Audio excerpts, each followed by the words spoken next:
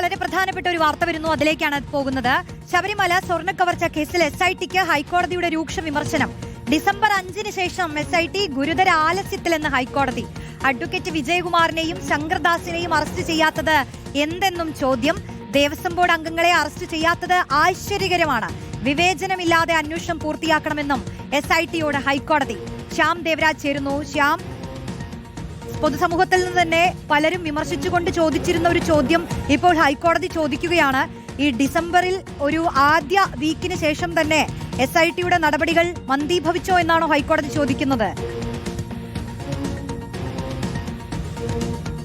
റോഷിനി, അങ്ങനെ തന്നെയാണ്. അതീവ ഗൗരവതരമായ ഒരു ചോദ്യമാണ് ഹൈക്കോടതിയിൽ നിന്ന് ഉയരുന്നത്. പ്രത്യേകിച്ചും SITക്ക് നേരെയാണ് ഈ ചോദ്യം. ഹൈക്കോടതിയുടെ മേൽനോട്ടത്തിലാണ് ശബരിമലയിലെ സ്വർണ്ണ കവർച്ച കേസിൽ അന്വേഷണം നടക്കുന്നത്. പക്ഷെ അതിൽ ഡിസംബർ 5-ന് ശേഷം ഒരു ആലസ്യം സംഭവിച്ചുവെന്നാണ്, ഗുരുതര ആലസ്യമുണ്ട് എന്നാണ് ഹൈക്കോടതി നിരീക്ഷിക്കുന്നത്. ജസ്റ്റിസ് എ ബദറുദ്ദീൻ അധ്യക്ഷനായ സിംഗിൾ ബെഞ്ചിന്റേതാണ് ഈ രീതിയിലുള്ള നിരീക്ഷണം.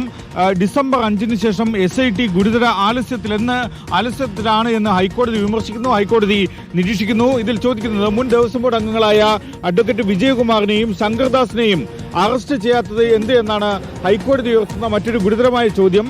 രണ്ടുപേരെയും, രണ്ട് ദേവസ്വം ബോർഡിന്റെ മുൻ അംഗങ്ങളെയും പ്രതി ചേർക്കുകയോ അവരെ അറസ്റ്റ് ചെയ്യുകയോ ചെയ്തിട്ടില്ല.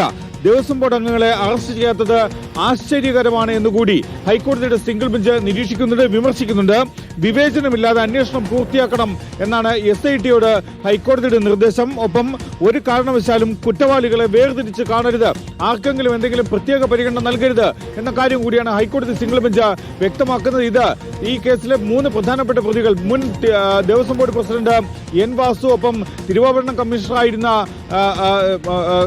KS ബൈജു, ഈ അഡ്മിനിസ്ട്രേറ്റീവ് ഓഫീസർ മുരാരി ബാബു, 3 പേരുടെ മുൻപ് ജാമ്യാപേക്ഷ ഹൈക്കോടതി സിംഗിൾ ബെഞ്ചിന്റെ പരിഗണനയിലുണ്ടായിരുന്ന ഈ ജാമ്യാപേക്ഷ ഇന്ന് ഹൈക്കോടതി തള്ളുകയും ചെയ്തു. അതിന്റെ ഉത്തരവ് പുറത്തുവരുമ്പോഴാണ് ഈ രീതിയിൽ SITയെ ഹൈക്കോടതി വിമർശിക്കുന്നത്. അന്വേഷണത്തിൽ ഗുരുതരമായ ആലസ്യമുണ്ട് എന്നടക്കമുള്ള കാര്യങ്ങളാണ് ചൂണ്ടിക്കാട്ടുന്നത്. പ്രത്യേകിച്ചും ഡിസംബർ 5-ന് ശേഷമാണ് ആലസ്യമെന്ന് പറയുന്നു.